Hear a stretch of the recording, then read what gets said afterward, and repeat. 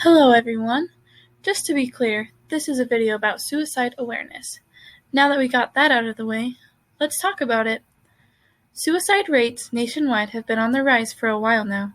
However, suicide rates in Utah tripled between the years 2007 and 2016.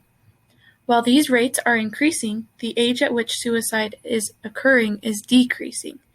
The suicide rate used to be the highest among young adults, but now, according to the Public Health Indicator-based information system, suicide is the leading cause of death for Utahns aged 10 to 17.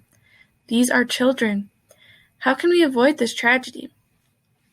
We need to teach children about mental health earlier in their life.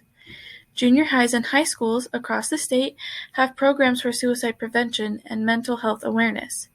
Why do we wait to start these preventative actions until junior high or middle school? Usually, this is when it is too late. Adolescents are already dealing with these problems. We should continue these efforts, but should also try to avoid the problems before they begin. How do we teach kids in elementary schools about these heavy subjects?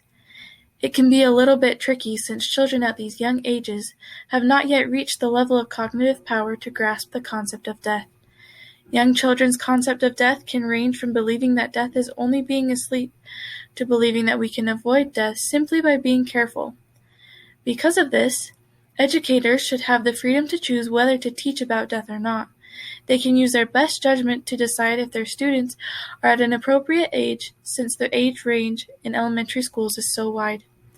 For those teachers who feel their students are not ready for a lesson about death, there are still ways to help prevent suicide as the students grow up. Suicide starts with an unhealthy mind. Unhealthy minds are caused by emotions or feelings. If educators can teach their students how to recognize individual emotions and then cope with them in a healthy manner, this could benefit the child in the long run.